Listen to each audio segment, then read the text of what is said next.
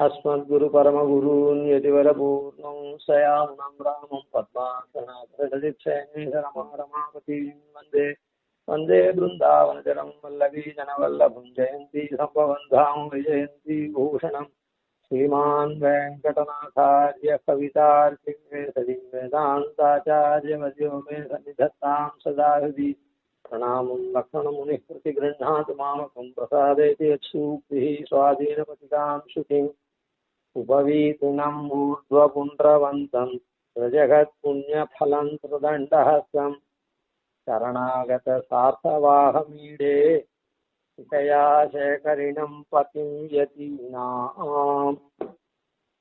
இந்த பாஷ்யக்காரரை ஸ்துதிக்கிறதுக்கு முன்னே இந்த எதிராய சப்தத்திலே பாஷ்யக்காரரோட சேர்ந்து பெருமாள் தொடக்கமா 10 ஆச்சாரியாலே ஆச்சாரியாலா அவதாரம் பண்றதே பெருமாள் தான்.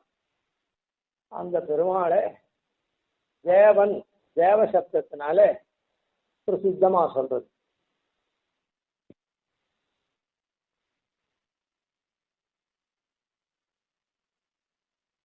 அதனால பெருமாள் எப்படி தசாவதாரம் எடுத்தானோ அதை போல இந்த 10 ஆச்சாரியால் அந்த ஒரு நீரா வரக்கூடிய அந்த ஆச்சாரிய பங்கியில 10 அவதாரம் பண்ணி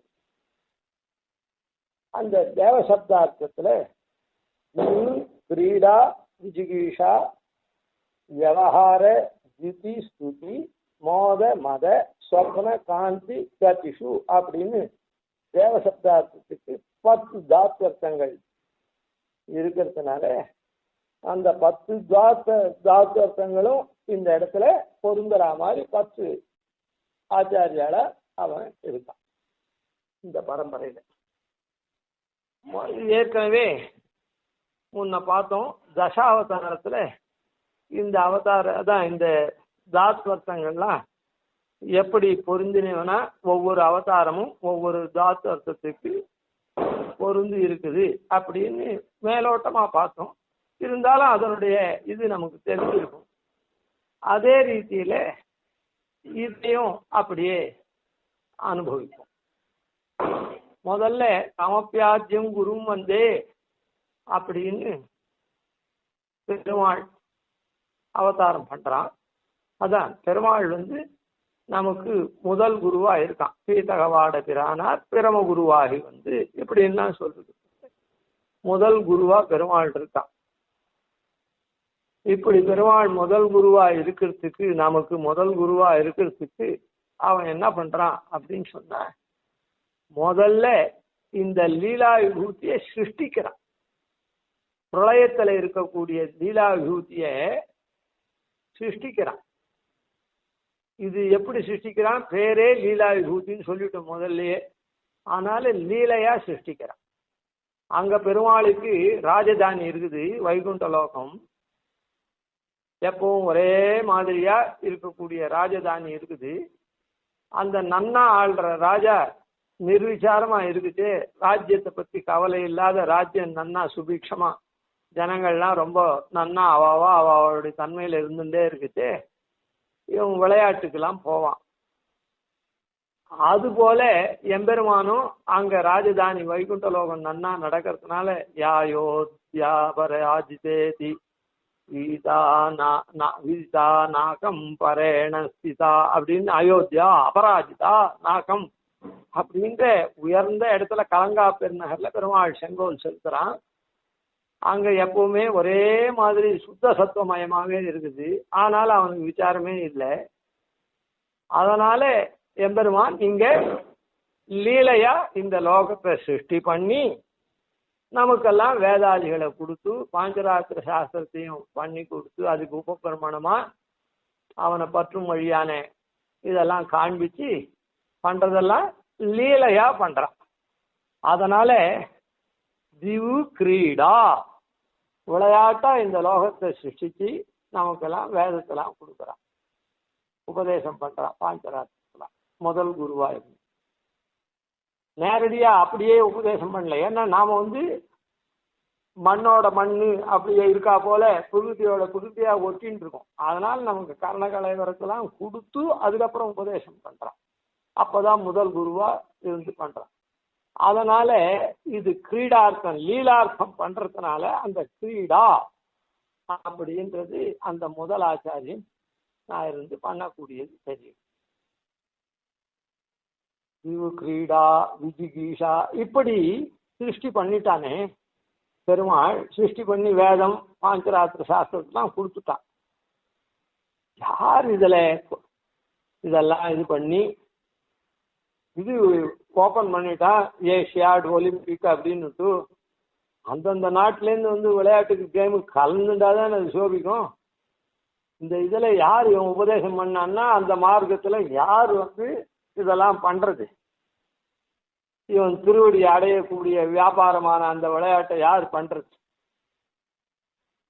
பக்தி பிரபத்தியை யார் பண்றது அப்படின்னு சொன்னா அவளுக்கு பாபம் மெரிக்கிறதுனால பாபத்தினால சூழ்ந்தவனா பாபத்துல மக்னாளா இருக்கிறதுனால அவளால் இந்த காரியம் நல் காரியத்தை பண்றதுக்கு முடியல. அந்த வெற்றி அவளுக்கு இல்லை, அதான் நமக்கு வரல, வெற்றி வர முடியல. அவன் படைச்சுட்டான்னா நான் உடனே அந்த கேம்ல போய் ஓடி தங்க பதக்கம் அதெல்லாம் பெறணுமே. ஆன மாதிரி நம்மளால முடியுதா தங்க பதக்கம் பெறணும் முடியுதான்னு சொன்னா இல்லை, நம்முடைய பாபமாகப்பட்டது அழுத்தறது, அந்த பக்கம் போறதுக்கே முடியல, சரணாகதி பண்றதுக்கு முடியல.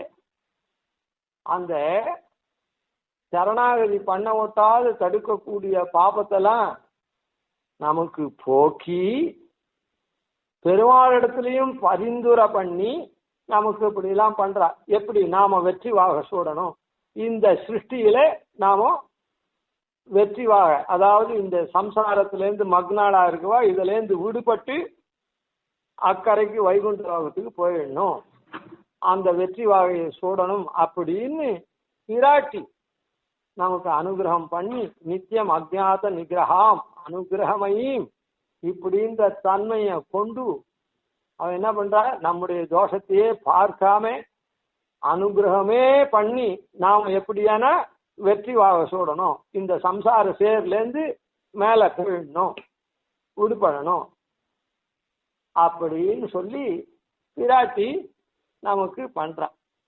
அதனால இந்த 2வது அவதாரம் விஜிகீஷா, 2வது ஆச்சாரிய கோஷ்டியில இருக்கிறது விஜிகீஷா அப்படின்ற ரீதியில. சரி, இப்படி பிராட்டி பண்ணிட்டா, அதுக்கப்புறம் பிராட்டி அந்த மாதிரி பண்ணா கூட நாமும் அதுக்கு தகுந்தபடியா இது பண்ணணுமோ இல்ல. அதனால அந்த வியவஸ்தையில நாம நிக்கணுமே. அந்த தன்மையே என்ன, கிரீடா விஜிகீஷா விவகாரம். விவகாரம்னா கான்டாக்ட், நடத்தை. நம்முடைய நடத்தான மாதிரி இருக்கணுமோ இல்லை. இசை தென்னின் தாளினைக்கு இருத்துமம்மானேன்னு அவனிடத்துல யானும் நீ என் உடமையும் நீேன்னு அந்த ரீதியில நாம சரணாகதனா இருக்கணுமோ இல்லை. அந்த தன்மையை யார் தரன்னா யத்வேத்ர சிகர ஸ்பந்தே விஸ்வமேதத் வியவஸ்திதம். அவளுடைய வியவஸ்தையில அவ நிற்கும்படியா அந்த பெரம்பு நுனியை ஆற்றுறதுனாலே அவளுடைய தன்மையில நிக்கிற. அந்த மாதிரியான அவதாரம் இந்த விஸ்வக்சேனர் அவதாரம். 3வது அவதாரம் நம்முடைய தன்மையில நாம நிக்கிற மாதிரி பிரபன்னன் அப்படின்ற தன்மையில நாம நிக்கிற மாதிரி அந்த விஸ்வக்சேனர் பண்ற.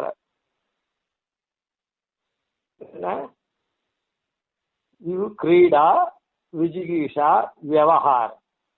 அதுக்கப்புறம் ஜூதி அப்படி இப்படி தன்மையில நின்றா கூட இந்த சாஸ்திரார்த்தத்தை பிராட்டி அப்படி பண்றதுக்கு சித்தமா இருக்கா, சித்தமா நமக்கு பண்றா. இந்த இவர் அந்த வியவஸ்தைப்படி நடக்கும்படி நம்ம பண்றார். ஆனா இந்த சாஸ்திரார்த்தத்தை அப்படி பூர்வ யுகத்தெல்லாம் பக்தி யோகமெல்லாம் இருந்தது. பிரபத்தி யோகம் இல்லைன்னு இல்லை, பக்தி யோகம் பிரதானமாக இருந்தது. அதனால அப்ப என்ன பண்றது, அத நம்மாழ்வார் எஸ்எஸ்ஆரஸ்வதஸ்ரோதோ வவுளா மோதவாசிதம் ஸ்ருதீனாம் விஸ்வமாயாலம், ஸ்ருதிகள் கஷ்டப்பட்டு காண்பிச்ச வியாபாரம் தன்னால அதை காண்பிக்க முடியலையே அப்படின்னு அது கஷ்டப்பட்டு இருந்த போது இவர் சுலபமா இது பண்ணிட்டார். எப்படி நிருசிம்மாவதாரம் போல, நிருசிம்மாவதாரம் எப்படி ஒரே க்ஷணத்துல அப்படி சரீரத்தை அழிச்சு ஆத்மாவா புத்திரஸ்தானத்தில் இருக்கிற ஆத்மா ஸ்தானத்தில் இருக்கிற புத்திரனை காப்பாத்தினானோ அது போல இந்த இடத்துல நம்மாழ்வார் என்ன பண்ணார், புகழன் இல்லாவிடையே நுண்ணடிக்கு அமர்ந்து புகுந்தனே அகல இல்லே நிறைவன் அலர்மேல் மங்களமார்வா அப்படின்னு அந்த துவயத்தினுடைய அர்த்தத்தெல்லாம் ரொம்ப தெளிவா காண்பிச்சார். ஸ்ரீமன் அப்படின்றது அகல இல்லே நிறைவன்னு அலர்மேல் மங்களமார்வான்னு, நாராயண சப்தார்த்தது நிகரில் புகழாய் உலகம் உன்னுடையா என்னை ஆழ்வானே நிகர அமரர் முனிக்கணங்கள் விரும்பும் திருவேங்கடத்தானேன்னும்,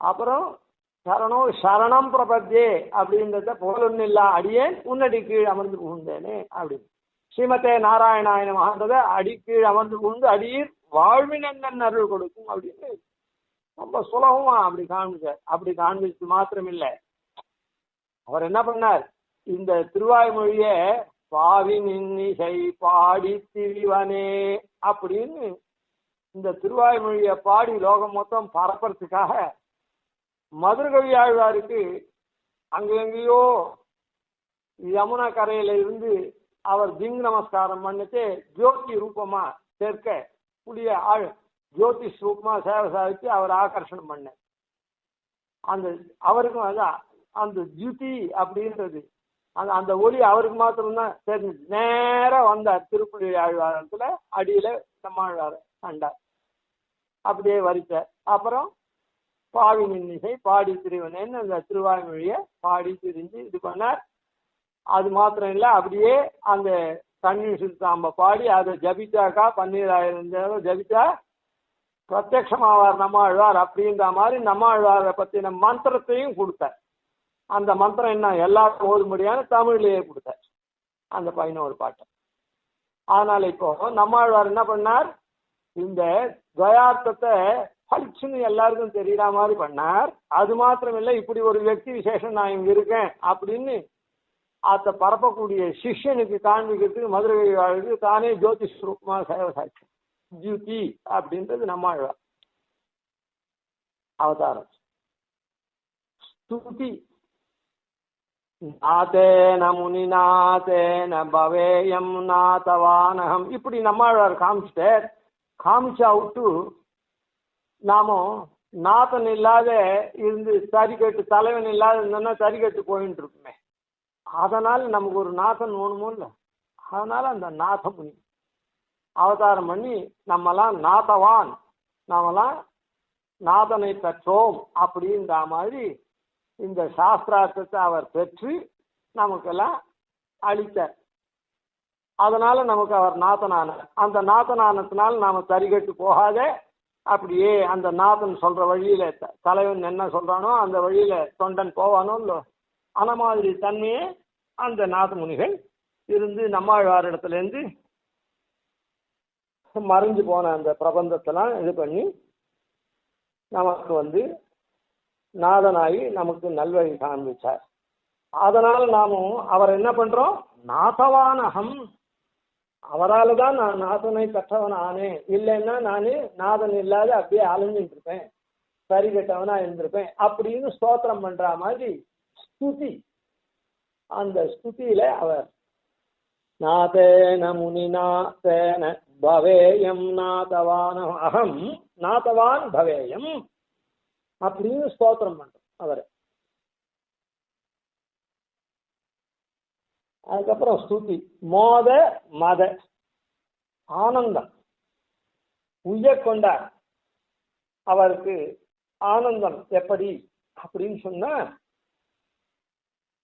இதுவா என்ன ஆச்சாரிய நியமனத்தை சிரசா கொண்டு அவருடைய திருப்பேரனாருக்கு சொல்லணும் அப்படின்னு இது பண்றது. ஆச்சாரியுடைய கைங்கரியத்துல நிரந்தரா இருந்து ஆச்சாரியனுக்கு ஒரு ஆச்சாரியனுடைய புகழ பறைசாற்றணும். குரும் பிரகாசே தீமான் அப்படின்னு அதில் நிலைநிற்கக்கூடியவரா அவர் என்ன பண்ணார்? நமஸ்யாம் அரவிந்தாட்சம் நாதபாவே வியவஸ்திதம். நாதமுனுடைய பாவத்துல அவர் வியவஸ்தையா இருந்தார். அதாவது நாதமுனிகள் இவரை சிஷ்யரா வரித்தார். அதனால தேவிகளை போய் கொண்டு ஆய்ச்சின் போ அப்படின்னு சொன்னா அந்த நாதமுனிகள் என்ன சொன்னார்? அங்க ஆய்ச்சின் போ, அவளோட இதுன்னு. அங்க நான் ஆய்ச்சின் போனேன், எனக்கு அங்க சரியா இல்லை அப்படி இப்படின்னு சொல்லாத அங்க என்ன இருக்குதோ இவருடைய காரியம் ஆய்ச்சின் போக வேண்டியது. அங்க நடுவுல ரொம்ப கஷ்டமா இருந்து போறதுக்கு வரத்துக்கு அதனால அப்படின்னு கஷ்டப்படுறதோ இல்லை அங்க போனா சரியா ட்ரீட் பண்ணல அப்படின்னு சொல்றதோ இதெல்லாம் எதுவுமே இல்லை. நாதமுனிகள் என்ன இருந்தாரோ தேவிகள் ஆகின் போ அப்படின்னு சொன்னா ஆகின் போய் விட்டார். அங்க என்ன அவ பழையது போட்டாளா திருமூத்தத்துல உட்கார வச்சாளா அதை பத்திலாம் அக்கறை இல்லை. அவளுடைய பிரசாத் ஆகின் போக வேண்டும் அப்படின்னு அப்படி நாதமுனிகளுடைய பாவத்துல சிஷ்ய பாவத்துல அப்படியே இருந்தார். நமஸ்யாம் அரவிந்தாட்சம் நாதபாவே வியவஸ்திதம். அதனாலதான் அந்த கண்ணன் எப்படி எளிமையானவன் இப்படின்னு கொஞ்சம் நியாயம் என்ன சொன்னமே நான் நேற்று. அது போல இவர் சுத்த சத்வமயம் சௌரே அவதாரம் இவாபரம். அந்த கண்ணனுடைய மறு அவதாரமும் அப்படின்ற மாதிரி இவர் இருந்தார். அதனால மோதம் அந்த நாத பாவத்துல வியவஸ்திதமா ஆச்சாரியனுடைய தன்மையில சிஷ்ய பாவத்துல அப்படியே இருந்தது, மோதமா இருந்தார். அதனாலதான் தன்னால முடியலன்னாக்கா முடியலன்னு அப்படியே விட்டுறாம உடனே தன்னுடைய சிஷ்யன் மனக்கால் நம்பிக்கை சொல்லி நீர் ஆச்சாரிய நியமனத்தை பூர்த்தி பண்ணி வச்சுடணும், ஆள வந்தாருக்கு தகுந்த சமயத்தில் உபதேசம் பண்ணணும் அப்படின்னு. அதெல்லாம் அந்த ஆனந்தாதிசயம் ஆச்சாரியனிடத்துல இருக்கக்கூடிய பக்தியினால ஏற்படக்கூடிய ஆனந்தம், அந்த பிரீத்தி. அதனால இந்த இடத்துல மோத சப்தார்த்தம் கொண்டார் அவதாரம். மதம் மோதம் மதம். அப்புறம் ஆள வந்தாருக்கு இன்னும் காலம் வாய்க்கலை. மணக்கால் நம்பி என்ன பண்ணார்? எப்படியானா நம்முடைய ஆச்சாரியனுக்கே இது லபிக்கலை, நம்முடைய பிராச்சாரியனுடைய திருவுள்ளத்தை முடிக்கிறதுக்கு அவர் நம்ம கிட்ட பொறுப்பை ஒப்படைச்சிருக்கார். ஆனா நாம இந்த பொறுப்பை தப்பாத பண்ணணும் அப்படின்னு உறுதியா இருந்து என்ன அந்த உறுதியை நிலைநாட்டி நாம அதனால அஸ்பிருஷ்டமதராகந்தம் ராமம் துரியம் உபாஸ்மஹே அப்படின்னு அனுஜித க்ஷமாயோகம், பொறுமையும் விடாம அபுண்ணிய ஜன பாதகம், புண்ணிய ஜனத்துக்கு பாதகம் இல்லாமையும், அதாவது பொறுமையை கைவிடலை. என்ன ராஜ்யசபைக்கு போனா நம்ம உடலை அது இது அப்படின்னு அந்த பொறுமை போனவரா இல்லை, பொறுமையை கைவிடாது இருந்தார். அபுண்ணிய ஜன பாதகம், புண்ணிய ஜனத்துக்கு அபாதகம், அதாவது நல்லோர்களுக்கு தீங்கிழைக்காதபடியா, அதாவது அங்க ராஜ அரண்மனையில காவல்காரன் அவன் இவரை உள்ள உடலைன்னா உன்னை என்ன பண்ற பாரு, அவர்கிட்ட சொல்றேன் இவர்கிட்ட சொல்றேன் அப்படின்னா தீங்குலாம் இழைச்சு அவளுக்கெல்லாம் அவ பேர்லாம் கம்ப்ளைண்ட்லாம் பண்ணி குற்றங்கள்லாம் சொல்லி அப்படிலாம் இது பண்ணலை. தீங்கிழைக்காதவாறா ஒரு தூது உலகையே பாசகாலோட கூட ஸ்நேகம் பண்ணிண்டு அப்படி இது பண்ணார். அனுஜித க்ஷமாயோகம் அபுண்ணிய ஜனபாதகம் அஸ்பிருஷ்ட மதராகம் தம். அதனால தமக்கு மதம் அதான் இந்த தூது வழக்கு அவளுக்கெல்லாம் பாதகம் பண்ணல. அங்க கைங்கரிப்பதால் ராஜ ஆள வந்தாருடைய ராஜசபையில கைங்கரியம் பண்றவர்களுக்கெல்லாம் தொந்தரவு பண்ணாமையும் இருந்தார். தன்னுடைய மேன்மை அது இது அதெல்லாம் கருதி அப்படிலாம் இல்லாம அந்த மேன்மையெல்லாம் கொஞ்சம் கூட இல்லாம அஸ்பிருஷ்ட மதராகந்தம் ராமம் துரியம் உபாஸ்மஹே ரீதியில தூதுவள கீரையை கொடுக்கக்கூடிய அப்படி கொடுத்து அதுக்கப்புறம் அதை நிறுத்தி மறுபடியும் அது கேட்டு கொடுக்குற மாதிரி பண்ணி அந்த ராஜா கிட்ட போய் யாசகம் மாதிரி இது பண்ணி, அதாவது தன்னுடைய மேன்மையை கருதியோ அதுவோ இதுவோ அப்படிலாம் பண்ணாம மதமற்றவரா ராகமற்றவரா அப்படி இருந்து இதெல்லாம் பண்ணார். அதனால இந்த இடத்துல என்ன அப்படின்னா மதம் அப்படின்ற அர்த்தத்துக்கு அவதாரமா அந்த தேவ சப்தார்த்தத்துக்கு அவதாரமா மணக்கால் நம்பி விளங்கினார்.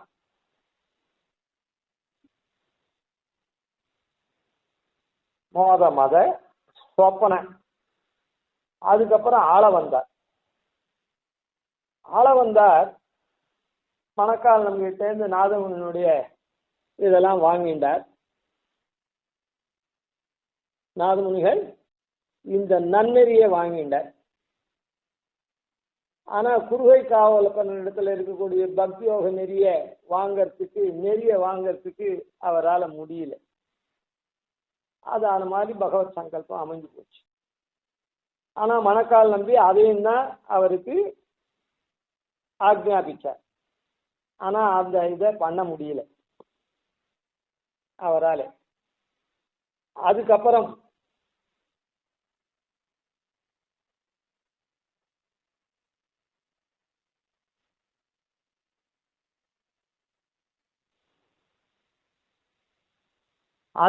என்ன பண்ணார்? தன்னுடைய அபிலாஷ பாஷ்யக்காரரை இந்த சம்பிரதாயத்துக்கு கொண்டு வரணும் அப்படின்னு சொல்லி தேவபெருமாள் இடத்துல போய் சரணாகதி பண்ணிட்டு வந்தார். ஆனா தன்னால நேர பாஷ்யக்காரருக்கு இந்த ஸ்தான விசேஷத்தை கொடுக்க முடியல. இந்த பிரதீபத்தை பெரிய நம்பிகளை போய் ஐஷ்ணு வர சொன்னார். அவ ஆத்துக்கு அண்ணண்ட காவிரி ஆத்துக்கு அண்ணண்ட கரையில வரச்சவே இன்னண்ட கரையிலேருந்து எல்லாரும் பாஷ்யக்காரர் தான் ஆள வந்தார் பரமவிட்டார் அப்படின்னு சொல்லி அதெல்லாம் இது பண்ணி அவபிரத ஸ்நானம் மாதிரி பண்ணி ஏதோ அப்படி எதிர்கரைக்கு வந்திருந்தா அது மூலமா தெரிஞ்சுட்டான். ஆனா சேவிச்ச உடனே அவபிரத ஸ்நானம் பண்ணிட்டான்னு அந்த இடத்துல எடுத்துக்கணும். ஏன்னா பாஷ்யக்கார் சரம திருமேனி ரெண்டு பேரும் போய் சேவிச்சிருக்கா. அந்த சரம திருமேனியில 3 விரல்கள் மடங்கி இருந்தது. அது என்னதுன்னு கேட்டார். 3 அபிப்பிராயம் ஆள வந்தார்த்து தெரிஞ்சுட்டு அதை பிரதிக்க பண்ணார். அதுக்கப்புறம் அந்த விரல் நேரம் ஆச்சு அப்படின்றதுனால இப்போ இவாள்லாம் அவபிரத ஸ்நானம் பண்ணிட்டு வந்தான்னா என்ன அர்த்தம்? அந்த இடத்துல போய் சேவிச்சுட்டு உடனே அவபிரத ஸ்நானம் அவவா பண்ணி முடியாதவள்லாம் அங்கேயே எல்லாருமா அங்கேயே சூழ்ந்துட்டு இருக்க முடியும். அதனால அவள்லாம் அவபிரத ஸ்நானம் பண்ணிட்டு வந்தான் அர்த்தம். சரி, இந்த இடத்துல ஒரு சந்தேகம் வந்ததுன்னா அதுக்காக இதை சொல்லப்பட்டது. சரி, அப்போ அதான் பாஷ்யக்காரர் வந்து சேவிக்கிட்டே 3 விரல்கள் மடங்கி இருந்தது. ஏன் இது மாதிரி அப்படின்னு எதனா திருவுள்ளம் உண்டோ ஆள வந்தாருக்கு அப்படின்னா, ஆள வந்தாருக்கு திருவுள்ளம் இருக்குது.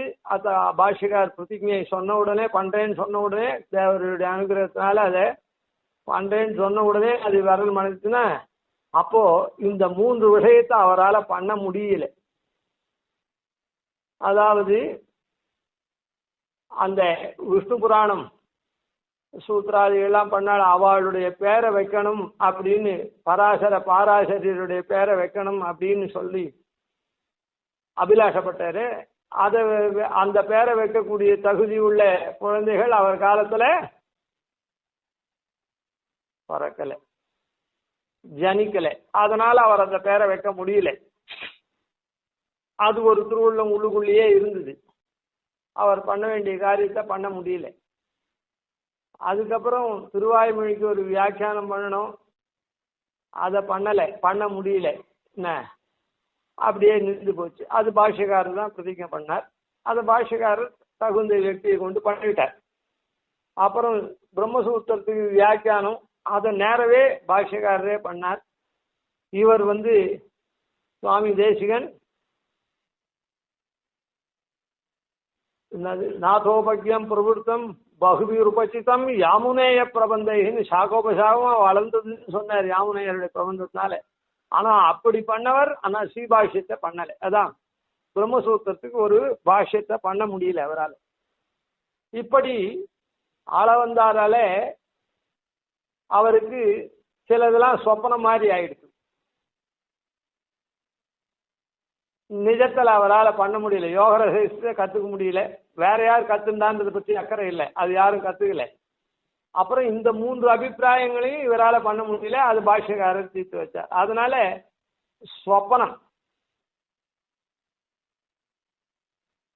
அதோட கூட அந்த பலராமனை போல இந்த ஆளவந்தாருடைய இந்த சேஷ்டித்தங்கள்னாலதான் பலராமனுடைய திவ்ய சேஷ்டித்தங்கள்னாலதான் கண்ணனுடைய திவ்ய சேஷ்டித்தம்லாம் நமக்கு சுவாதுத்தமா இருந்தது அப்படின்றா போல இந்த அளவந்தாருடைய திவ்ய சரித்திரத்தினாலதான் சேஷ்டித்தங்கள்னாலதான் பாஷ்யக்காரருதே நமக்கு கண்ணனுடைய இது போல இனிக்கிறது.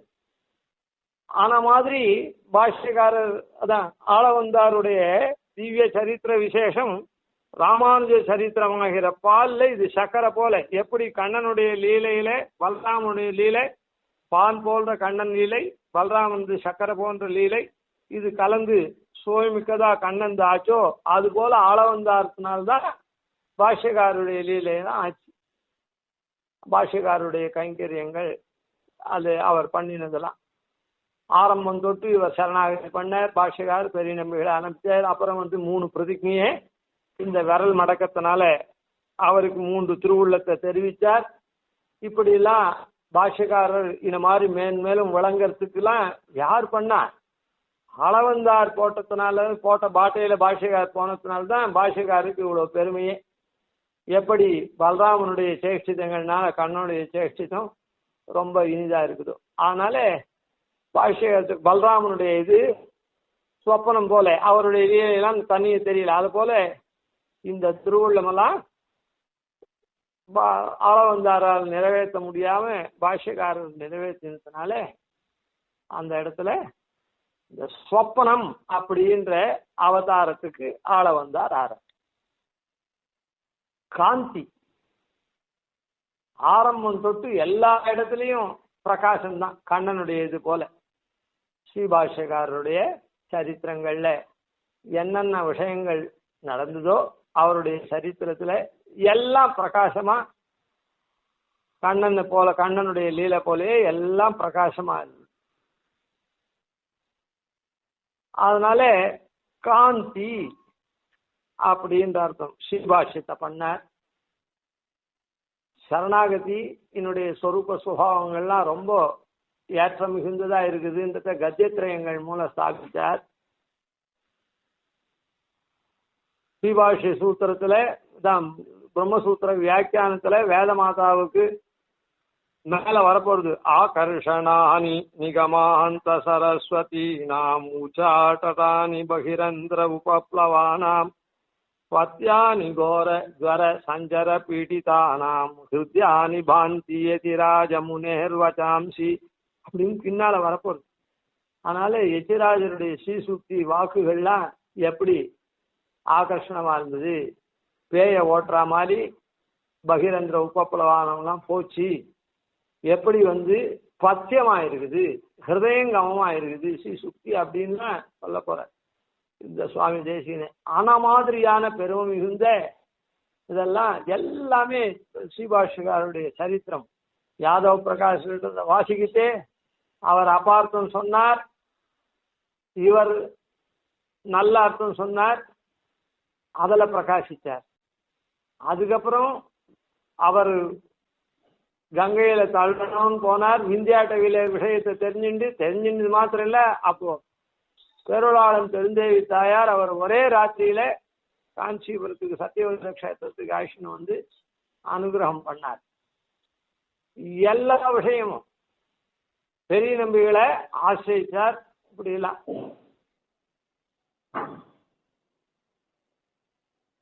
அதனால இவரது சொப்பனம் போன்றதா இருக்கு.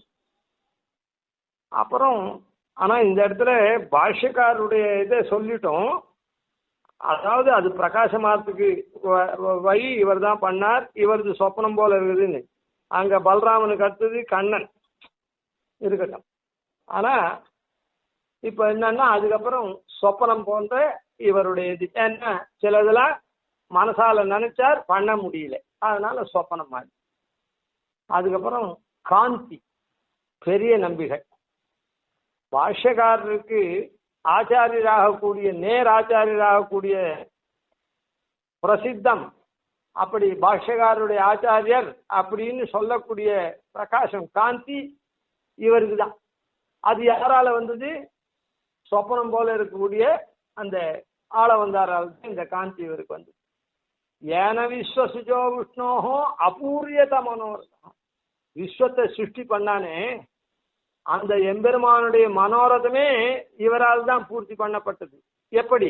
பாஷ்யக்காரருக்கு இவர் ஆச்சாரியனானதுனால 2 தடவை ஸ்ரீரங்கத்திலேருந்து தேவபெருமாள் செஞ்சு காஞ்சிக்கு போய் பாஷ்யக்காரரை இந்த பக்கத்துக்கு அழிச்சின்னு வந்து அவருக்கு ஆச்சாரியனா இருந்து அப்படிலாம் அவர் ஆச்சாரியனா ஆக்கின அவருக்கு ஆச்சாரியனா இருந்து அந்த சம்பிரதாயத்தை தழைக்கும்படியான அந்த ராமானுஜரை பிரதிஷ்டை பண்ணார்.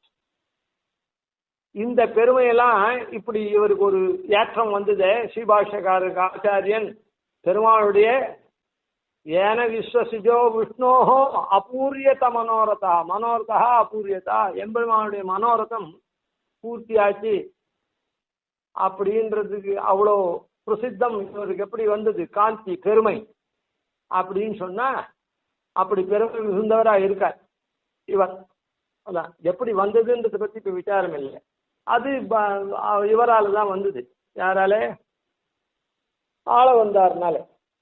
அதனால பாஷ்யக்காரருக்கு அப்படி ஆளவந்தாருடைய சொப்பன தசையை காண்பிக்கிறதுக்காக அந்த பாஷ்யக்காரருடைய அந்த 3 விரல்கள் அது இதெல்லாம் சொன்னோம்.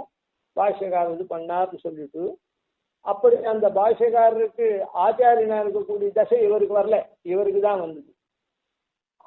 பிராச்சாரியனா இருக்கார். எப்பதாம்போருகத்தியான வித்வஸ்தா சேஷகல்மஷா வசுதாம் உபயாதோகம் யாமுனேயம் நமாமித்துன்னு அவர் ஸ்தோத்திரம் பண்ணதெல்லாம் வாஸ்தவம் தான். பிராச்சாரியனு தான் ஸ்தோத்திரம் பண்ணார். பிராச்சாரியனா தான் ஸ்தோத்திரம் பண்ணாரே தவிர பாஷ்யக்காரர் யாமுனையரை ஆச்சாரியனா இல்லை. அதனால பாஷ்யக்காரருக்கு ஆச்சாரியன்ற பிரசித்தி பிரகாசம் யாருக்கு? பெரிய நம்பிக்கை. அதனால பெருமாளுடைய திருவுள்ளத்தையே பூர்த்தி பண்ணவர் மகாபூர்ணர் அப்படின்னு அவருக்கு தான் பேர். அவ்வளவு பிரசித்தி காந்திக்காக அல்ல. அப்புறம் நம்ம எல்லாரையும் எஸ்ய பிரசாத கலையா பதிரஸ்னுனோதி பங்கு பிரதாவதி யவேனச்ச பக்தி மும்கா அந்த பிரபஸ்ய சுலபம் லபதே அந்த பிரபஸ்ய சுதம் லபதே ச வந்தியா தந்தேவமேவ வரதம் சரணங்கதோஸ்மி அப்படின்னு இந்த சரணாகதிய சாஸ்திரத்தை இப்படி பலவாரா ஸ்வனிஷ்டை, உக்தி நிஷ்டை, ஆச்சாரிய நிஷ்டை, பாகவத நிஷ்டை அதிலையும் அபிமானத்தினாலேயே பண்ணக்கூடியது அப்படின்ற இந்த உட்பிரிவுகள்லாம் உடைய சரணாகதி சாஸ்திரத்தை லோகம் மொத்தம் பரவ வச்சு நல்ல கத்திக்கு அழிச்சுன்னு போறாரு. அதனால பாஷ்யக்காரர் தான் அந்த நல் கத்தியை, அதாவது கத்தின்னா மார்க்கம் இல்லை அடையிற வஸ்து, ரெண்டுத்துக்குமே உண்டு. கத்தின்றது பாராயணம் அர்த்தத்துல அடையக்கூடியதையும் கத்தின்னு சொல்லலாம், அடையிற மார்க்கத்தையும் கத்தின்னு சொல்லலாம். அந்த அடையிற மார்க்கத்தை காண்பிச்சவர் அந்த நமக்கு பராகத்தியா இருக்கக்கூடிய எம்பெருமான அடையக்கூடிய மார்க்கத்தை காண்பிச்சவர்.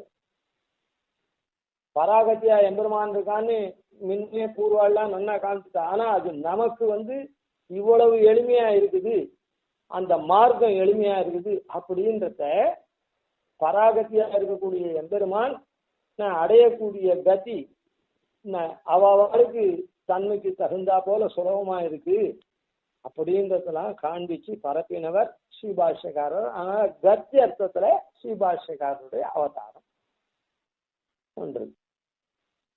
அதனால இப்போ கொஞ்ச நாள் முன்ன அந்த அவருடைய சொப்பனம்ன்றதுக்காக அந்த சொப்பனத்தை எப்படி அதெல்லாம் நிஜத்துல வந்தது பாஷ்யக்காரர் இடத்துல வந்ததுன்றதுக்காக அந்த இடத்துல அப்படி கலந்ததுனால உடனே பாஷ்யக்காரர் காஞ்சிக்கு போயிட்டார். இது காஞ்சின்றது பிரசித்தம் இவருக்கு தான். ஏன்னா ஆளவந்தார் அவரை தான் தன்னுடைய சிஷ்யர்கள நியமித்தார். அவரை போய் ஆய்ச்சின்னு வந்தா அதுக்குள்ளே இவர் திருநாட்டுக்கு எழுதிட்டார். அதை பூர்த்தி பண்ணி வச்சதெல்லாம் அவர் தான். பாஷ்யக்காரருக்கு ஆச்சாரியர் யார்? பிரதான ஆச்சாரியன்னா பெருநம்பிகள் தான். அவர் தான் மதுராந்தகத்தில் துவயத்தை உபதேசம் பண்ணார். அதை கொண்டு தான் திருவரங்கன் திவ்ய தம்பதிகள் இடத்துல சரணாகதி பண்ணார் பங்குனி திருநாளில். அதனால அவ்யவகித மோட்சோபாயத்தை உபதேசம் பண்ணினவர் யாரு? பெரிய நம்பிகள். அதனால அவர் தான் பிரதான ஆச்சாரியர். அதனால அவர் ஸ்ரீபாஷ்யக்காரருக்கு பிரதான ஆச்சாரியா இருந்து பெருமாள் இந்த லோகமெல்லாம் தன்னுடைய திருவடியை அடையணும் தானே பாரிச்சான். அந்த மாதிரி பரப்பக்கூடிய அந்த பாஷ்யக்காரருக்கு ஆச்சாரியராக இருந்ததுனாலதான் பாஷ்யக்காரர் அந்த ஸ்தானத்துல இவர் ஆச்சாரியனா இருந்து பிரதிஷ்டை பண்ணதுனால்தான் இவருக்கு மகாபூர்ணர்னு பேர் வந்தது அப்படின்னு. அதனால அவர் காந்தி நன்மார்க்கத்தை லோகத்து மொத்தத்துக்கும் பரப்பின மகானுபாவராக இருக்கிறதுனால இவர் கத்தி அர்த்தத்துல இந்த பாஷ்யக்காரர். அதனால பெருமாள் இந்த 10 ஆச்சாரியால அவதாரம் பெருமாளே பண்ணியிருக்கான் அப்படின்றதும் இந்த. அதனால இந்த 10 ஆச்சாரியாலும் இந்த 10 விதமா சுவாமி தேசிகன் ஸ்தோத்திரம் பண்ணி அந்த கிரீடா விஜிகீஷா வியவஹார துதி ஸ்துதி மோத மத சொப்பன காந்தி கதி கதிஷு அப்படின்னு சொன்ன 10 அர்த்தங்கள்ல 10 ஆச்சாரியனா அவதாரம் பண்ணார் அப்படின்ற ரீதியிலேயே சுவாமி தேசிகனும் இத்த காண்பிக்கிறதா அந்த ரீதியில ஸ்தோத்திரத்தை பண்ணி